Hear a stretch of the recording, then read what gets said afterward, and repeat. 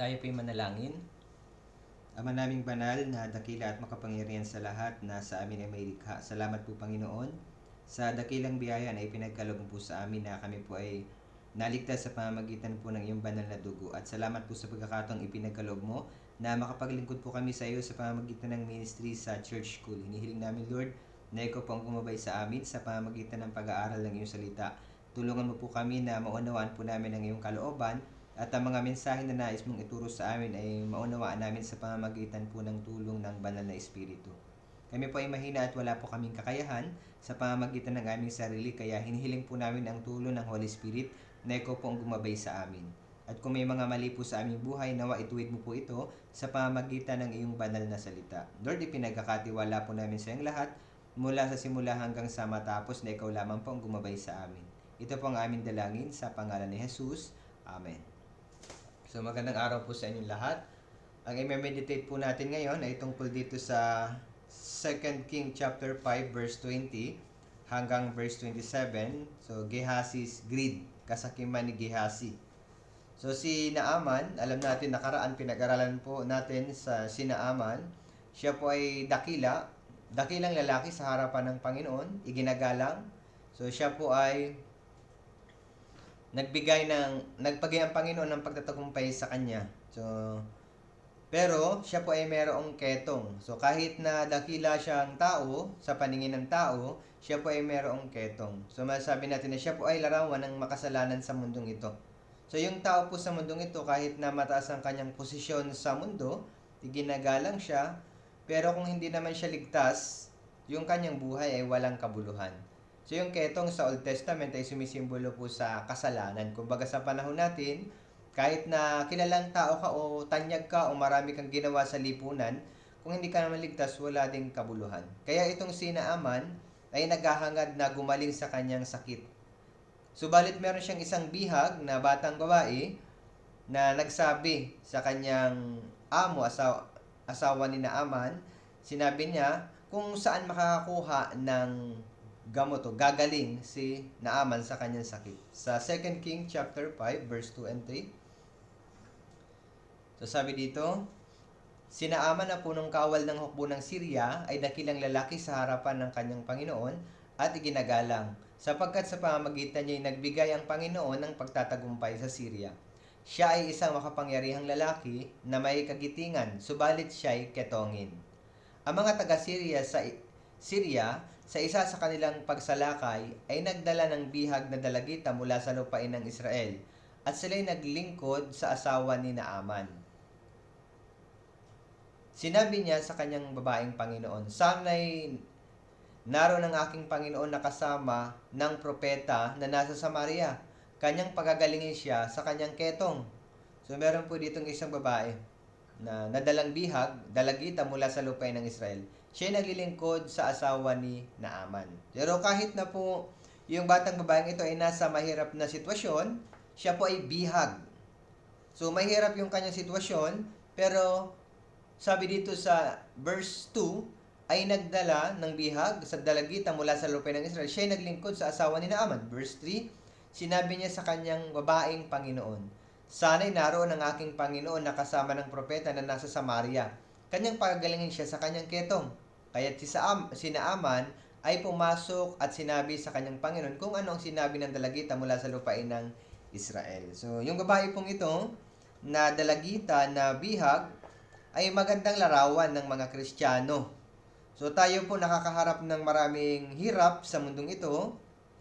Yung mundong ito, kinapupuutan tayo, nasa mahirap tayong sitwasyon habang ipinapangaral yung gospel, pero kahit na mahirap ang ating sitwasyon, kailangan natin ibahagi yung mabuting balita sa mga tao sa paligid natin, gaya ng babaeng dalagitang ito. Dapat pabayaan niya na lang sana si Naaman dahil isa siyang bihag.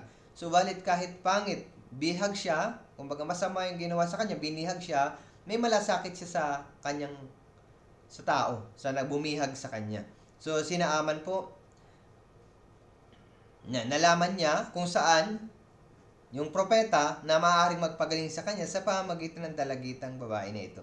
So, yung babae po ay magandang halimbawa ng mga Kristiyano na kahit nasa mahirap na sitwasyon, kailangan nating ipangaral ang Ebanghelyo. So, si Naaman po siya yung commander. So, dakilang lalaki, punong kawal ng hukbo ng Syria. Pero, so matapos na malaman niya kung paano gumaling, pumunta po siya dun kay Eliseo, and then nagbigay si Eliseo ng advice kung paano siya gumaling. So, nung matapos na gumaling si Naaman, ayon sa sinasabi ng tao ng Diyos na Eliseo, gumaling siya na yung balat niya naging parang sanggol. Nagbigay po siya ng regalo kay Eliseo. Si Naaman ay nagbigay ng regalo kay Eliseo bilang pasasalamat. Pero, kung titignan natin sa 2 King chapter 5, verse 15 hanggang 16, babasahin ko. Pagkatapos, siya at ang buong pulutong niya ay bumalik sa tao ng Diyos. Siya'y dumating, tumayo sa harapan niya at kanyang sinabi, "Ngayon nalalaman ko na walang Diyos sa buong daigdig maliban sa Israel. Kaya tanggapin mo ang kaloob ng iyong lingkod." Ngunit kanyang sinabi, "Habang buhay ang Panginoon na aking pinaglilingkuran, hindi ako tatanggap ng anuman." At ipinilit niya na ito'y kanyang kunin, ngunit siya'y tumanggi. So, si Eliseo po, nais ni Naaman magpasalamat at magbigay ng kaloob kay Eliseo dahil gumaling siya sa tulong ng Diyos, pero si Eliseo hindi po siya tumanggap ng kaloob mula kay Naaman. Sabi ni Naaman, "Ngayon nalalaman ko na walang Diyos sa buong daigdig maliban sa Israel, kaya tanggapin mo ang kaloob ng iyong lingkod." Verse 16, ngunit kanyang sinabi, "Habang buhay ang Panginoon na aking pinaglilingkuran, hindi ako tatanggap ng anuman." At ipinilit niya ito na ito'y kanyang kunin, ngunit siya'y tumanggi. So may kita natin dito na matapos na gumaling, nakita din ni Eliseo yung kapangyarihan ng Diyos na kumilos kay Naaman. Nakita niya, naranasan niya yung pagkilos ng Diyos. So pagkatapos na pagalingin sa ketong si Naaman, nung magbibigay na ng regalo si Naaman, hindi niya tinanggap. So alam ni Eliseo na Diyos ang nagpapagaling. Diyos ang may kapangyarihang magpagaling. Dahil siya po ay tao ng Diyos, alam niya yung power ni God. So gusto ni Eliseo na sa Diyos dapat ibigay yung papuri, hindi sa kanyang sarili. Dahil ang ginawa niya lang naman ay inihayag niya yung salita ng Diyos kay Naaman, and then gumaling si Naaman. So ganoon din sa atin, napakahalaga bilang mga born again Christians, na matapos gawin natin, i-share yung salita ng Diyos sa mga tao, so hindi naligtas sila sa pamamagitan ng ating sariling salita, kundi dahil sa Diyos. Diyos yung kumikilos, i-share lang natin yung words of God sa kanila. So si Eliseo ay magandang halimbawa na hindi siya gumawa, hindi niya ginawa yung gawain ng Diyos para sa kanyang sariling pakinabang. So si Eliseo po ay isang patotoo ng mayroon siyang katangian ng tunay na propeta dahil hindi siya nakatingin sa material na bagay. Isa sa katangian ng mga false prophet ay gumagawa sila para sa kanilang sariling pakinabang. Sa lumang tipan, maraming huwad na propeta ang gumawa para sa kanilang sariling pakinabang. So kung titignan natin sa Bible, sa Jude, verse 11, Jude, chapter 1, verse 11, babasahin ko. "Kahabag-habag sila sapagkat sila'y lumakad sa daan ni Cain at sumanggab sa kamalian ni Balaam dahil sa upa at napahamak sa paghihimagsik ni Korah." So ito po ay tungkol sa mga false na bulaang propeta, bulaang guro. Sabi dito, kahabag-habag sila. Opo, yung mga bulaang guro ay kahabag-habag, mga false prophet.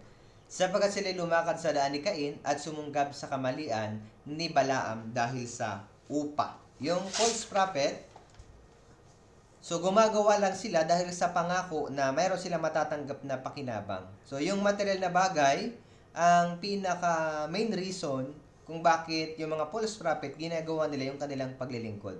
Pero sa atin na mga Kristiyano, hindi natin ginagawa yung paglilingkod sa pamamagitan ng ating sariling pakinabang, kundi para sa kalwalatian ng Diyos. Kahit na walang nakakita ng ating ginagawa. So ito din yung sinabi ni Jesus, ano yung kailangan natin gawin pagkatapos na matapos ang ating gawain?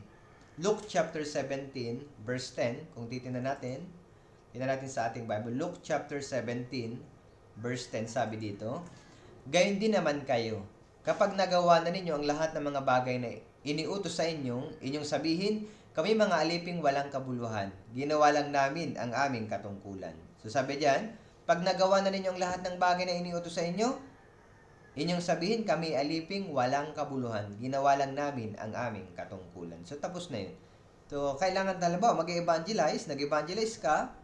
So kahit walang nagpasalamat, hindi ka marinig ng papuri, okay na lang. Kasi kailangan talaga natin yung gawin dahil ligtas na tayo. Si Naaman ay maaaring magbigay ng napakalaking halaga ng pera o ginto o material na bagay kay Eliseo, pero si Eliseo ay hindi nakapokus sa mga material na bagay. Kahit na si Naaman mismo pinilit niya,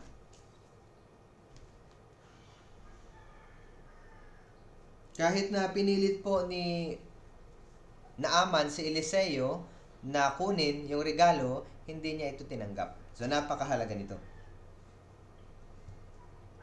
Hindi siya umaasa sa material na bagay. May kita natin sa 1 Timothy chapter 6 verse 17.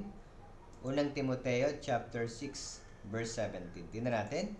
So napakahalaga nito bilang Christians na hindi tayo umasa sa mga kayamanan ng mundo o material na bagay. Sabi sa unang Timoteo chapter 6 verse 17, ang mayayaman sa sanlibutan ito ay atasan mo na huwag magmataas, ni huwag umasa sa mga kayamanang hindi tiyak, kundi sa Diyos na nagbibigay sa atin ng lahat ng mga bagay para sa ating kasiyahan. So yung kayamanan sa mundong ito pansamantala at hindi tiyak. Para sa ating mga Kristiyano, kailangan sa Diyos lamang tayo magtiwala, sa Diyos na buhay.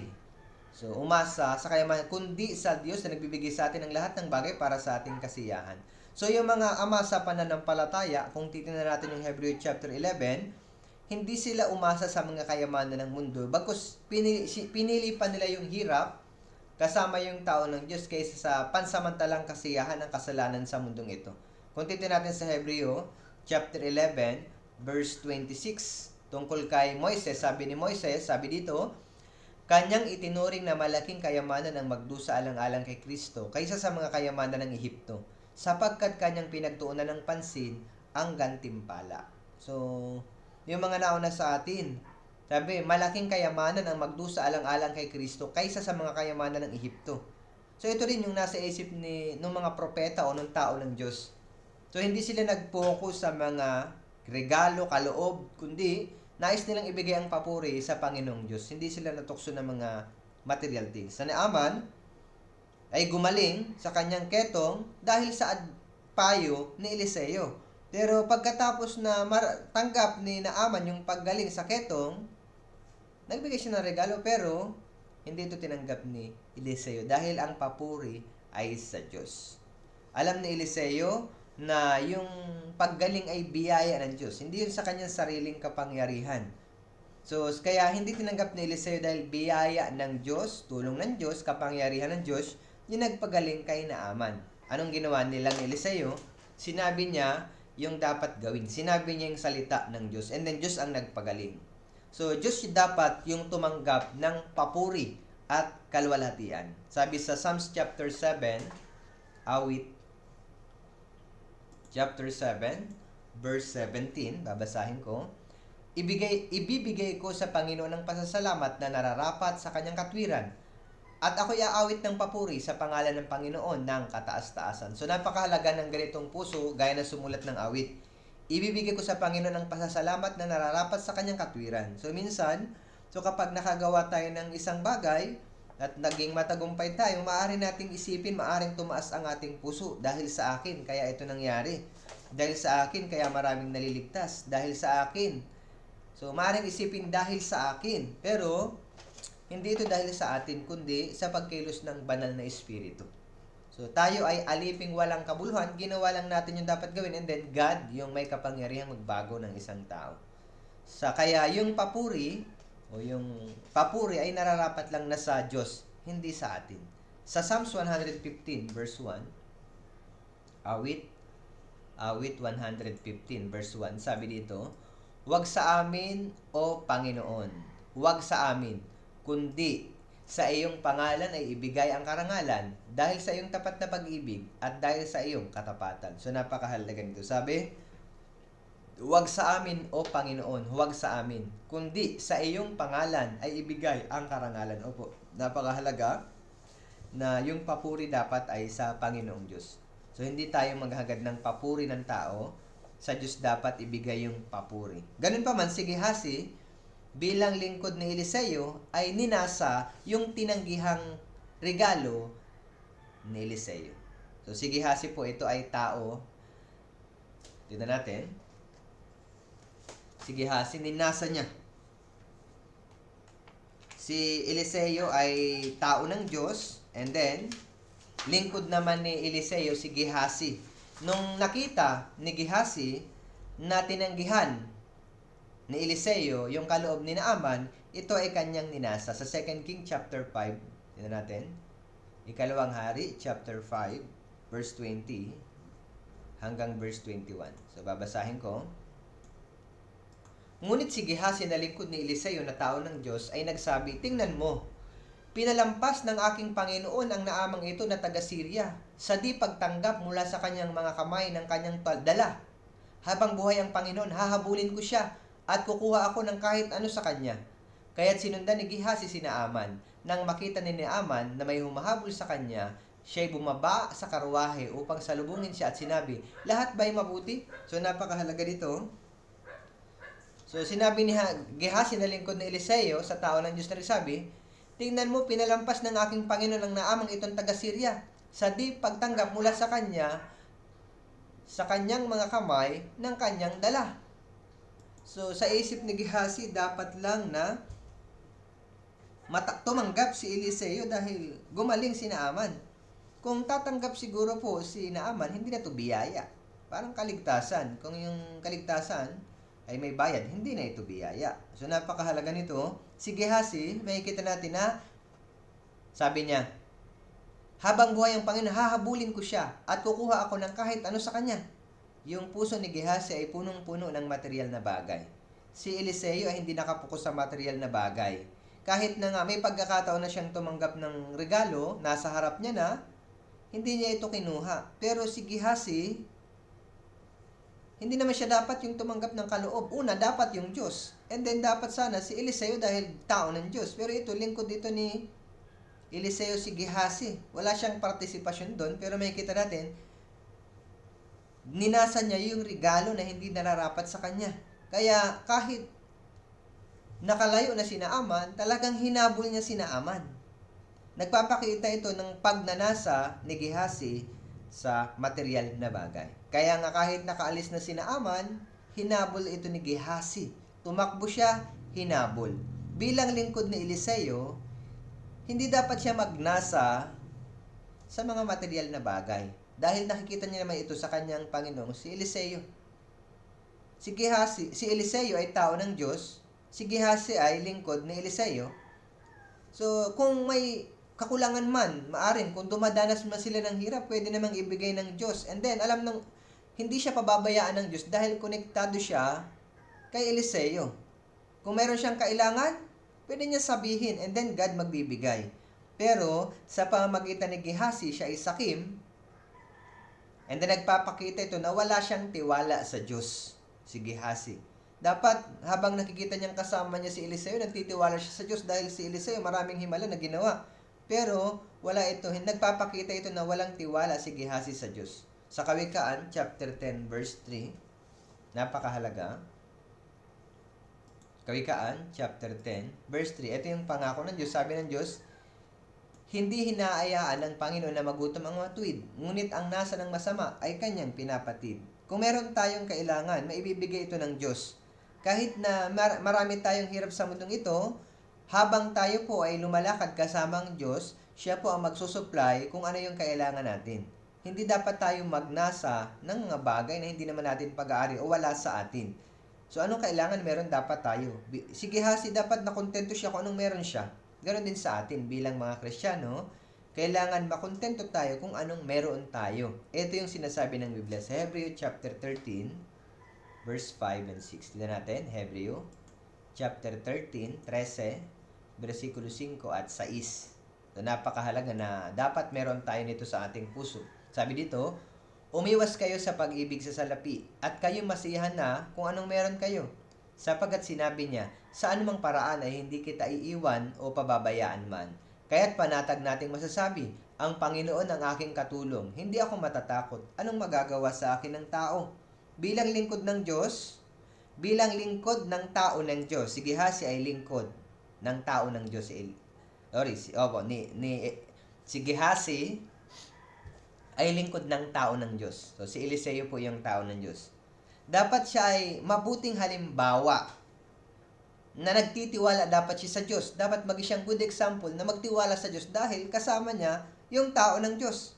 Pero si Gehazi walang kakontentuhan. Ninasa niya yung regalo ni Naaman na nais ibigay kay Eliseo. Dahil sa kanyang matinding pagnanasa, ito ay nagbunga ng kasalanan. Santiago chapter 1 verse 15. Kung titignan natin, napakahalaga. Babasahin ko. At kapag ang pagnanasang iyon ay naipaglihi, ito ay nanganganak ng kasalanan. At ang kasalanan kapag malaki na, ay nagbubunga ng kamatayan. Opo. So, yung pagnanasa, pag naipaglihi, ito ay nanganganak ng kasalanan. At ang kasalanan pag malaki na, nagbubunga ng kamatayan. So, dahil nai-conceive sa puso ni Gehazi, yung pagnanasa, nakagawa siya ng sunod-sunod na kasalanan. Dahil wala siyang tiwala sa God, nakagawa siya ng matinding kasalanan. Dahil sa kanyang pagnanasa sa material na bagay, nakagawa po siya ng mga kasalanan. Isa pa ditong kasalanan sa 2 Kings chapter 5 verse 22, kung titignan natin. Ikalawang Hari, chapter 5 verse 22, babasahin ko po. At kanyang sinabi, lahat ay mabuti. Sinugo ako ng Panginoon upang sabihin na may kararating pa lamang sa akin mula sa lupaing maburol ng Ephraim na 2 binata sa mga anak na mga propeta. Bigyan mo sila ng 1 talentong pilak at 2 pampalit na bihisan. May kita natin dito, Gehazi, nagsinungaling siya kay Naaman. Nung matindi yung pagnanasa niya, bakit tinanggap ni Eliseo yung kaloob mula kay Naaman? Hahabulin ko siya at ako ang kukuha ng kaloob. So, hinabol po ni Gehazi si Naaman. At nung nahabol niya na, sabi niya, sinugo ako ng aking Panginoon upang sabihin na may kararating pa lamang sa akin mula sa lupaing maburol ng Ephraim na 2 binata sa mga anak ng mga propeta. So, nagsinungaling po siya kay Naaman. Yung konsensya ni Gehazi ay lubhang napakasama na dahil sa kanyang matinding pagnanasa. Kung dito na natin talagang sinadya ng magsinungaling na wala siyang pagdadalawang isip. Kumbaga, and then ang ginawa niya pang dahilan, sabi, may kararating pa lamang sa akin mula sa lupaing maburol ng Ephraim na 2 binata sa mga anak ng mga propeta. So mukhang may malasakit siya dun sa 2 binata. Pero ang totoo, meron siyang kasakiman sa kanyang puso. Yan ay estilo ni Satan kung paano niya ginamit si Judas Iscariote. Nung binasag ng babae, ni Maria, yung sisidlang alabastro kay Jesus, ibinuhos niya sa paan ni Jesus, sabi ni Judas Iscariote, anong klaseng pag-aaksaya ito? Pwedeng ipagbili yung pabangong ito and then ibamigay sa mga dukha. Mukha siyang concern, pero ang totoo ay punong-puno ng pagnanasa sa kanyang puso. Kagaya din dito kay Gehazi. Nagsinungaling siya para mapagtakpan yung kanyang ginagawang kasalanan. Dahil yung kanyang puso ay sobra ng corrupted.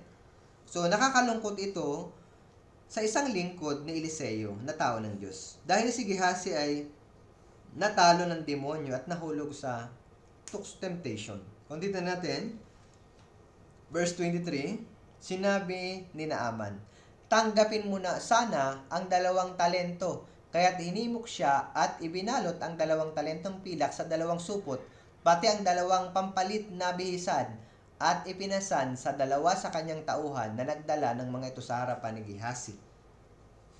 Napakaraming kinuha. Sabi, tanggapin mo sana ang 2 talento.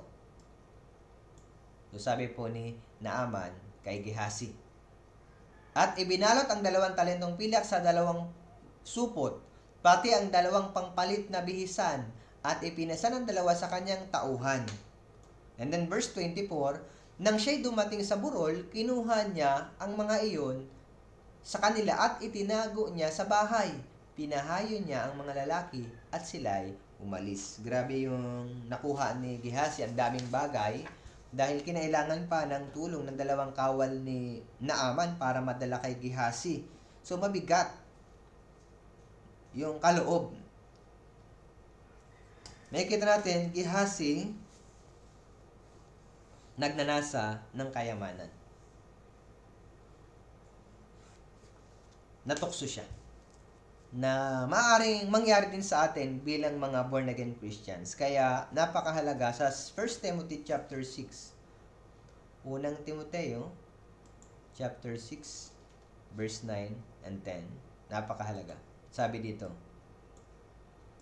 ngunit ang mga nagnanais yumaman ay nahuhulog sa tukso at nabibitag sa maraming hangal at nakakapinsalang pagnanasa na siyang naglulubog sa mga tao sa pagkawasak at kapahamakan.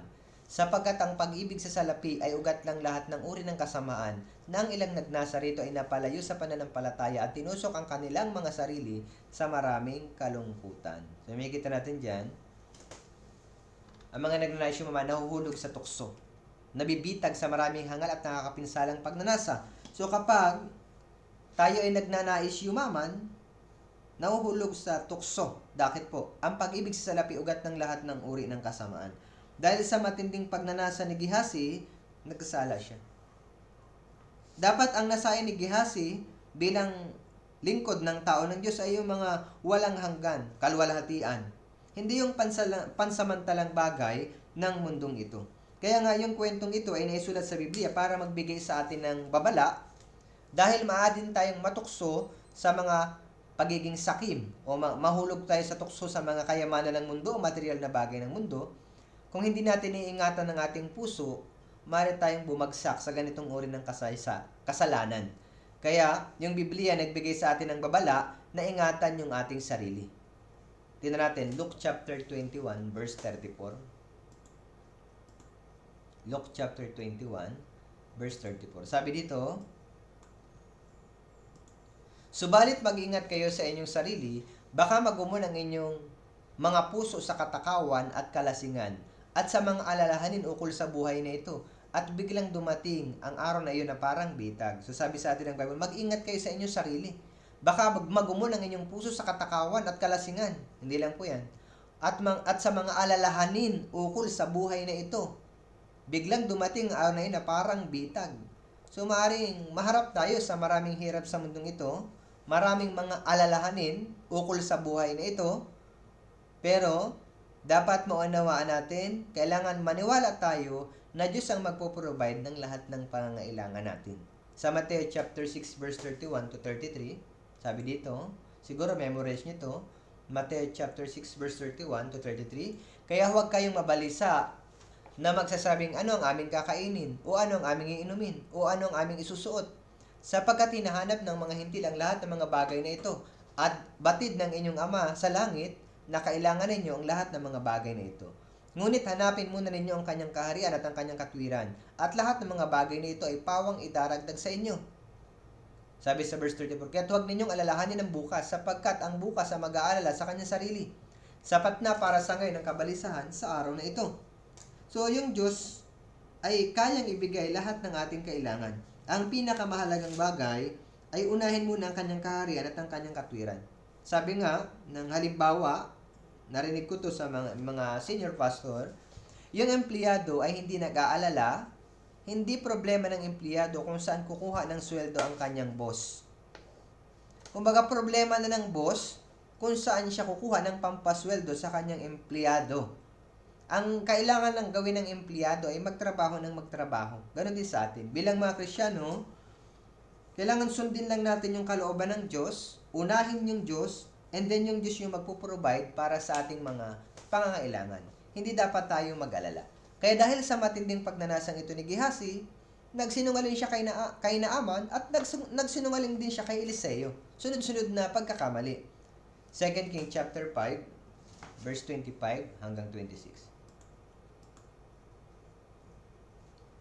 Sabi dito, 2 King chapter 5, verse 25 hanggang verse 26. Siya'y pumasok at tumayo sa harapan ng kanyang Panginoon at sinabi ni Eliseo sa kanya, saan ka nang galing, Gehazi? At kanyang sinabi, ang iyong lingkod ay walang pinaroonan.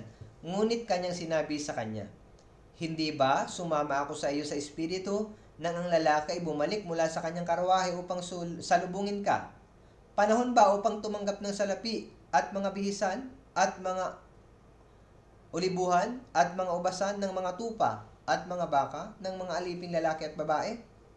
So sinabi po ni Gehazi kay Eliseo, ang iyong lingkod ay walang pinaroonan. So nagsinungaling siya. Sabi ni Eliseo, saan ka nang galing, Gehazi? At kanya sinabi, ang iyong lingkod ay walang pinaroonan. So may kita natin, muna nagsinungaling siya kay Naaman, ngayon naman nagsinungaling siya kay Eliseo. Si Eliseo pa ay tao ng Diyos. Pero anong sabi ni Eliseo? Hindi ba sumama ako sa iyo sa espiritu nang ang lalaki ay bumalik mula sa kanyang karwahe upang salubungin ka? Panahon ba upang tumanggap ng salapi at mga bihisan ng mga olibuhan, ng mga ubasan, ng mga tupa at mga baka at ng mga aliping lalaki at babae? So may kita natin na si Gehazi, akala niya may itatago niya yung kanyang ginawa. Pero makikita natin dito, alam ni Eliseo bilang tao ng Diyos. So kung paanong alam ni Eliseo, ganun din po mas higit ang Diyos. Si Eliseo, si Gehazi ay mukhang ignorante sa kapangyarihan ng Diyos. Parang sarado yung kanyang spiritual na mata. Nakalimutan yung abilidad ng Diyos. Sa isip niya, yung kanyang nagawang kasalanan, yung pagiging ganid niya, ay maitatago niya sa kanya, sa sarili niya. Hindi niya alam yung ability ni God. Sarado yung kanyang spiritual na mata. Kung titignan natin, napakahalaga, parang nalimutan niya yung power ni God. Sa Awit 44, Awit, chapter 44, verse 20 and 21, sabi dito, kung aming kinalimutan ang pangalan ng aming Diyos o iniunat ang aming mga kamay sa ibang Diyos, hindi ba ito'y matutuklasan ng Diyos? Sapagkat nalalaman niya ang mga lihim ng puso. So, hindi ba ito'y matutuklasan ng Diyos sapagkat nalalaman niya ang lihim ng puso? So, sinabi dito, kung aming kinalimutan ang pangalan ng aming Diyos at inunat ang aming kamay sa ibang Diyos, hindi ba ito'y matutuklasan ng Diyos? So, alam ng Diyos. Sa isip ni Gehazi, siya ay ipinagpalit niya yung God sa kayamanan. Pero sa isip niya, hindi ito alam ni God, alam ng Diyos. So, wala tayong maitatago. Kaya nga napakahalaga na ingatan natin yung ating sarili na hindi tayo matukso dahil isa, napakahalaga, wala tayong maitatago sa Diyos. Kung yung ating puso ay punong-puno na mga pagnanasa ng sanlibutan, alam ito ng Diyos. Kung alam natin ito, na alam ng Diyos ang lahat, magkakaroon tayo ng takot sa ating puso. Iiwas tayo sa paggawa ng mga ganitong uri ng kasalanan dahil ang Diyos ay omnipresent. So, nasa lahat ng dako ang Panginoong Diyos. Kung titignan natin sa Jeremiah chapter 23, so maaari ito hindi alam ni Gehazi yung katangian ni God. Jeremiah chapter 23, verse 23 and 24. Sabi dito, ako ba'y Diyos lamang sa malapit at hindi sa malayo, sabi ng Panginoon? Makapagtatago ba ang isang tao sa mga lihim na dako upang hindi ko siya makita, sabi ng Panginoon? Hindi ba pinupuno ko ang langit at ang lupa, sabi ng Panginoon? So wala tayong maitatago sa Diyos. Sabi niya, hindi ba pinupuno ko ang langit at ang lupa, sabi ng Panginoon? Makapagtatago ba ang isang tao sa mga lihim na dako upang hindi ko siya makita? Pwede kaya makapagtago tayo? So ang Diyos po ay nasa lahat ng lugar at nasa lahat ng panahon, sa lahat ng oras. Sabi nga, He is unescapable. Maaari tayong mahulog sa sekretong kasalanan kung makalimutan natin na Diyos nakatingin sa atin. Pag mayroong CCTV, makita natin sa paligid, may CCTV, siguro, may camera. Medyo mag-iingat ako sa kilos ko, baka makita ako sa camera. Pero, kaya nag-iingat tayo pag mayroong camera, naku baka, ingat muna ako. Pag walang camera, okay, magulo. Pag may camera, baka makita ako dito ni Pastor, nakatingin yata sa CCTV. Pero, kung isipin natin na yung Diyos, mas malaking CCTV yun. Kahit saan tayo pumunta, ay nakikita ng Diyos dahil ang Diyos ay nasa lahat ng dako. God is all present. We cannot hide from Him. Sabi nga, tingnan natin, Awit 139, verse 7 and 8. Awit 139, verse 7 hanggang 8. Sabi dito, saan ako pupunta mula sa iyong espiritu? O saan ako tatakas mula sa harapan mo? Kung ako'y umakyat sa langit, ikaw ay naroon. Kung gawin ko ang aking higaan sa Sheol, ikaw ay naroon. So wala po tayong maitatago sa Diyos. So kailangan napakahalaga na alalahanin natin na ang Diyos ay kasama natin o ang Diyos ay laging nakamasid sa atin. Wala tayong maitatago. Halimbawa, si Jose. Si Jose nagawa niyang iwasan sa kasalanan dahil alam niya na ang Diyos ay nakatingin sa kanya at ang Diyos ay kasama niya. Sa Genesis chapter 39, verse 11 hanggang verse 12, sabi dito, subalit isang araw nang siya pumasok sa bahay upang gawin ang kanyang gawain at walang sino mang tao sa bahay.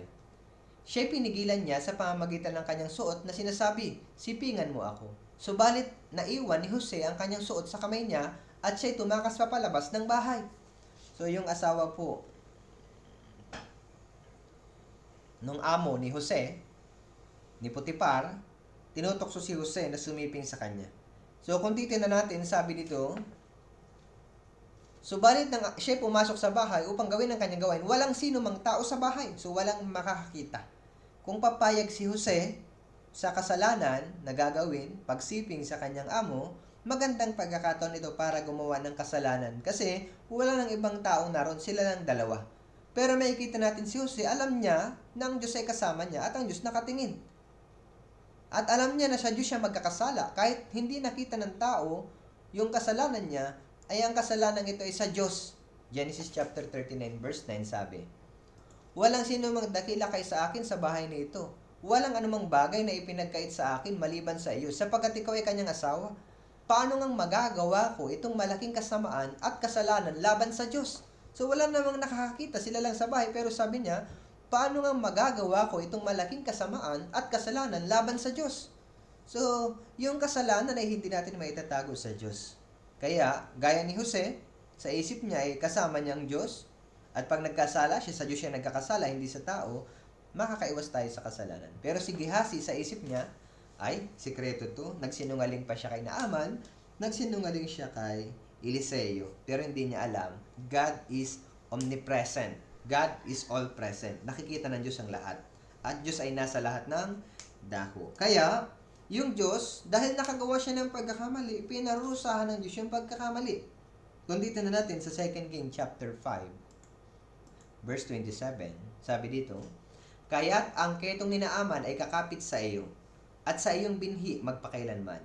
At siya'y umalis sa kanyang harapan na isang ketongin na kasing puti ng niebe. So may kita natin dyan, ang ketong ni Naaman ay kakapit sa iyo at sa iyong binhi magpakailanman. So yung salitang magpakailanman, ano ibig sabihin? So may nagsabi, magpakailanman, ibig sabihin hanggang ngayon, yung mga salinlahi niya, ketongin pa rin. So hindi, pag sinasabing magpakailanman, haba ng panahon o tagal ng panahon.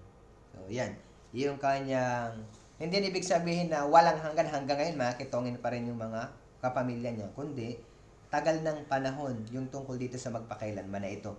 May dalawang uri ng magpakailanman sa Bible, gaya ng walang hanggang katubusan, yun talaga walang hanggang katubusan, magpakailanman, tinubos na yung kasalanan natin, walang katapusan yun. Pero hindi ganun yung ibig sabihin dito, nakakapit sa yung binhi ni Naaman, magpakailanman. Ang tinutukoy na magpakailanman dito sa ketong na lumipat kay Gehazi ay sa tagal ng panahon. So, makikita natin na yung Diyos, lagi niyang pinarurusahan ng kasalanan. Lahat ng ating maling gawa ay mayroong consequences. Naaman, si Gehazi, pinili niya yung pansamantalang bagay kaysa dun sa pinakamahalagang bagay. Siya po ay lingkod ni Eliseo na tao ng Diyos. Napakahalaga ng posisyon niya kasi malapit siya sa tao ng Diyos, naglilingkod siya tao ng Diyos. Konektado siya sa spiritual na bagay, spiritual blessing. Sa palagay ko po, spiritual blessing yon dahil konektado siya sa tao ng Diyos. Kung i-bless ni God, si Eliseo ay kasama din siya sa blessing. Pero hindi siya nag-focus dun sa pinakamahalagang bagay. Kundi, nag-focus siya sa hindi mahalaga. Kaya ano nangyari? Naging siyang ketongin. Yung pagiging ketongin, napakahirap nito dahil yung mga may ketong nun inilalabas sa Israel, sa Numbers, sa aklat ng Bilang, chapter 5, verse 2 and 3. So, yung mga tao po na ketongin, nasa labas sila ng kampo. Kaya, Sa panahon natin, makikita din natin yung bad example ng mga Kristiyano na nahulog sa pagiging sakim o pagnanasa ng material na bagay. Sa Book of Acts chapter 5, verse 1, Gawa, chapter 5, verse 1. Babasahin ko, Gawa, chapter 5, verse 1 hanggang 4. So sabi dito, ngunit may isang lalaki na ang pangalan ay Ananias na nagbibili ng isang ari-arian na may pagsang-ayon sa kanyang asawang si Sapira. Nalalaman ng kanyang asawa na itinago niya ang ilang bahagi ng pinigbilhan at dinala ang isang bahagi lamang at inilagay sa paanan ng mga apostol. Sinabi ni Pedro, Ananias, bakit nagpadaig ka kay Satanas at nagsinungaling ka sa Espiritu Santo at itinago ang bahagi ng pinagbilhan ng lupa? Nang ito'y hindi pa naipagbibili, hindi ba iyon ay nananatiling iyo? At nang maipagbili na, hindi ba nasa iyo rin kapangyarihan? Bakit iniisip mo pa ang bagay na ito sa iyong puso? Hindi ka nagsinungaling sa tao, kundi sa Diyos. Makikita natin dito, si Ananias at si Sapira, ito po ay mga nagsinungaling. Itinago nila yung ilang bahagi ng pinagbilhan ng lupa. Dapat, dinala nila sa paanan ng apostol, pero itinago nila yung iba, yung ilan lang yung dinala nila sa paanan ng mga apostol. So, akala nila, may tatago nila yung pagkakamali nila. Pero makikita natin, sinabi dito, bakit iniisip mo pa ang bagay na ito sa iyong puso? Hindi ka nagsinungaling sa mga tao, kundi sa Diyos. So, sa God, nagsinungaling po sila. Akala nila, hindi alam ni Pedro, pero si Pedro ay tao ng Diyos. Nagpapakita din na, wala tayong maitatago sa Diyos. May mga Kristiyano na namumuhay ng sekretong kasalanan na sa isip nila okay lang. Wala naman si pastor, wala namang brothers and sisters. Pero, yung God ay nakikita tayo. Kaya, ano nangyari sa kanya sa verse 4? Nang ito hindi pa nabibili, hindi ba yun nananatiling iyo? At nang maipagbili na, hindi ba nasa iyo rin kapangyarihan? Bakit iniisip mo ang bagay na ito sa iyong puso? Hindi ka nagsinungaling sa tao, kundi sa Diyos. In-reveal ni God yung kasalanan nila. And then, sabi, bakit inisip mo pa ang bagay nito sa iyong puso? Inisip ko po yung tanong na ito ni Pedro kay Ananias. Bakit inisip mo pa ang bagay nito sa iyong puso? Ano yung inisip niya? Yung nakawin o hangarin, yung material na bagay. Bakit inisip mo pa ang bagay nito sa iyong puso? Si Ananias, masasabi na siguro siya po ay ligtas. Pero sa isip niya pa rin yung material na bagay. Kaya napatanong si Pedro, bakit inisip mo ang mga bagay nito sa iyong puso? Kasi bilang isang born again, hindi na dapat natin nasain yung mga material na bagay. Pero po, dahil sa tukso, kahinaan, nadala po si Ananias. Kaya ano nangyari? Yung kasalanan, makikita natin na hindi binabaliwala ni God. May parusa. Yung makasalanan pupunta sa impyerno. Pero tayo mga ligtas na, pag nagkasala, daranas tayo ng disiplina ng Diyos. Kaya verse 5, nang marinig ni Ananias ang mga salitang ito, siya'y bumagsak at namatay. At sinidla ng malaking takot ang lahat ng nakarinig nito. So, nakakatakot. And then, tumindig ang mga kaibinataan at siya'y binalot at kanilang dinala siya sa labas at inilibing. Pagkatapos ng halos 3 oras na pagitan, pumasok ang kanyang asawa na hindi nalalaman ang nangyari. Sinabi sa kanya ni Pedro, sabihin mo sa akin, kung ipinagbili ninyo ang gayong halaga sa upa, ang lupa. Sinabi niya, oo, sa gayong halaga. Sinabi sa kanya ni Pedro, bakit kayo nagkasundo upang subukin ang Espiritu ng Panginoon? Tingnan mo, nasa pintuan ang mga paa ng mga naglibing sa iyong asawa at kanilang dadalhin ka sa labas. Agad siyang bumagsak sa kanyang paanan at namatay. Pumasok ang mga kabinataan at natagpuan sila'y nilang patay siya. Siya kanilang inilabas at inilibing sa tabi ng kanyang asawa. Sinadla ng malaking takot ang buong iglesia at ang lahat na nakarinig ng mga bagay na ito. May kita natin, God, may disiplina o may punishment kapag nakagawa ng kasalanan. Dahil sa maling ginawa, dahil sa pagkahulog sa material na bagay, napahamak po sila. Si Ananias, si Sapira, si Gehazi, nagkaketong. Kaya napakahalaga. Bilang isang born again, isa sa matutunan natin dito, kailangan makontento tayo kung anong meron tayo. 1 Timothy chapter 6 verse 8. 1 Timoteo chapter 6 verse 8 at verse 9 sabi, subalit ang kabanalan na may kasiyahan ay malaking pakinabang. Sapagkat wala tayong dinalang anuman sa sanlibutan at wala rin naman tayong mailalabas na anuman. Ngunit kung tayo may pagkain at damit, masiyahan na tayo sa mga ito. So sabi ng Biblia, kung kayo may pagkain at damit, masiyahan na kayo sa mga ito. Lahat naman siguro sa atin may damit ngayon. Lahat naman sa atin kumain. Meron po ba sa inyo na hindi kumain ng ilang araw? So siguro 3 kain kayo, 4 na kain pa sa isang araw, higit pa. So walang dahilan para magnasa tayo ng mga bagay ng sanlibutan. Bagkus, magpasalamat tayo sa Panginoon Diyos. Sinasabi ng Biblia na dapat tayong makontento kung tayo may pagkain at damit. Sapat na ito.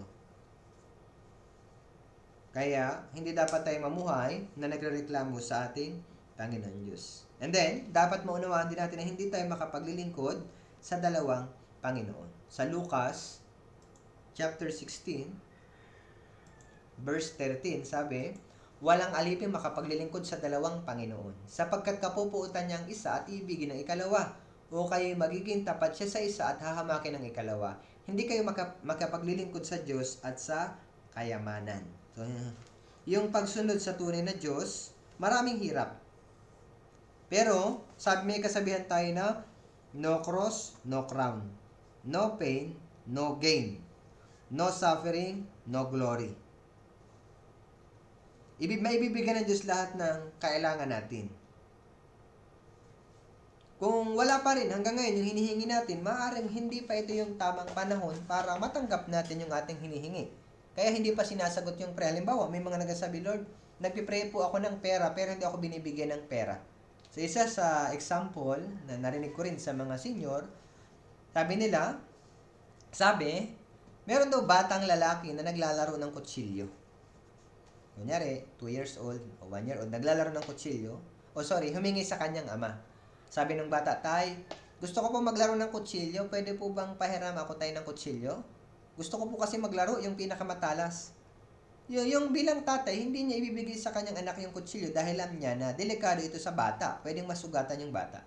Pero sa isip ng bata, pwede niyang i-enjoy yung kutsilyo at laruin. Pero sa tatay, hindi pa to pwede sa kanya kasi hindi niya pa alam yung pinaka-purpose nun. Paano gamitin ang kutsilyo, saan ginagamit ang kutsilyo. Sa isip niya lang, i-enjoy yung kutsilyo, pero hindi niya alam. Delikado yun sa kanya. Ganon din sa atin. Maring, may mga bagay na hanggang ngayon hindi pa rin natin nakukuha o nakakamit. Mas kailangan matuto tayong makontento at magtiwala sa Diyos. Huwag tayong magnasa ng mga bagay sa mundong ito. Makontento sa mga bagay na meron tayo. So sa Hebreo, chapter 13, verse 5, sabi kanina, tingnan natin ulit, Every chapter verse 5 and verse 6. Umiwas kayo sa pag-ibig sa salapi at kayo masiyahan na kung anong meron kayo. Sapagkat sinabi niya sa anumang paraan hindi kita iiwan o pababayaan man. Kaya't panatag nating manasabi, ang Panginoon ang aking katulong, hindi ako matatakot. Anong magagawa sa akin ng tao? So napakahalaga dyan. Sinabi ng Biblia na sa anumang paraan hindi kita iiwan o pababayaan man. So yung God, walang pinabayaan si God. So, hindi tayo pababayaan ng Diyos. Kung gaya kay Elias, nagkaroon ng tagutom, yung nakaraang pinag-aralan natin, nagkaroon ng tagutom sa loob ng 3 taon at 6 na buwan, walang ulan, pero hindi siya pinabayaan ng Diyos. Nagpadala ang Diyos ng uwak, and then dinala siya dun sa babaeng balo, hindi naubos yung langis, yung banga ng langis at arena. Diyos ang nag-provide ng kanilang pangangailangan. So, ganoon din sa atin. So, yung God ang magpo-provide ng lahat ng pangangailangan natin. Numbers chapter 32, bilang chapter 32, verse 23. Napakahalaga. Sabi dito, ngunit kung hindi nyo gagawin ang ganito, kayo magkakasala laban sa Panginoon at tiyak natutugisin kayo ng inyong kasalanan. So kung hindi ninyo gagawin ito, kung hindi tayo magtitiwala sa God, kung hindi tayo makukontento sa mga bagay ng mundong ito, kayo magkakasala laban sa Panginoon. Kaya napakahalaga nito sa atin, yung buhay ni Gehazi ay nagpapakita ng powerless na Kristiyano. So, sarado yung kanyang mata ng pananampalataya. So, kailangan bilang born again na mabuksan o makita, kahit na yung sitwasyon mahirap, buksan natin yung ating mata ng pananampalataya. Na sa pamamagitan ng mga hirap, Diyos patuloy na magpo-provide sa atin. And then, yung mga material na bagay, hindi ito makapagbibigay ng tunay na kasiyahan. Kaya sabi ng Bible, itingin ninyo, ituunin yung isip sa mga bagay na nasa itaas, hindi sa mga bagay na nasa ibabaw ng lupa. So hanggang dito lang po yung nais kong ibahagi sa inyo at nawa meron po tayong nakuha sa pinag-aralan natin. So and then ipagpaumanhin nyo rin yung script ko kahit na yung English, yung grammar po, may mali man sa grammar. So ipagpaumanhin nyo po na sana ay try nyo na lang pong unawain sa pamamagitan ng inyong bukas na mata ng pananampalataya. Dahil mahina po ako sa English. So tayong pong lahat ay yumuko at tayo po'y manalangin. Ama naming banal na dakila at makapangyarihan sa lahat, salamat po sa dakilang biyaya na ipinagkaloob mo na napag-aralan po namin ng iyong salita. Nawa tulungan mo po kami na makapamuhay ng maayos na buhay Kristiyano. At nawa Panginoon, habang nabubuhay po kami sa aming buhay Kristiyano sa mundong ito, na ginagawa ang iyong kalooban, ay huwag po kaming matukso ng mga bagay ng sanlibutan ito, ng mga kayamanan ng mundong ito at material na bagay. Bagkus Panginoon, ay makapag-focus lang po kami sa spiritual na bagay na kung saan ito pang iyong ikalulugod. Kaya wala po kayong magagawa kung wala yung tulong at gabay. Kaya nawa, ang Holy Spirit po ang gumabay sa amin. Sa iyo po ang papuri at pasalamat. Ito po ang aming dalangin sa pangalan ni Jesus. Amen. So, maraming salamat po.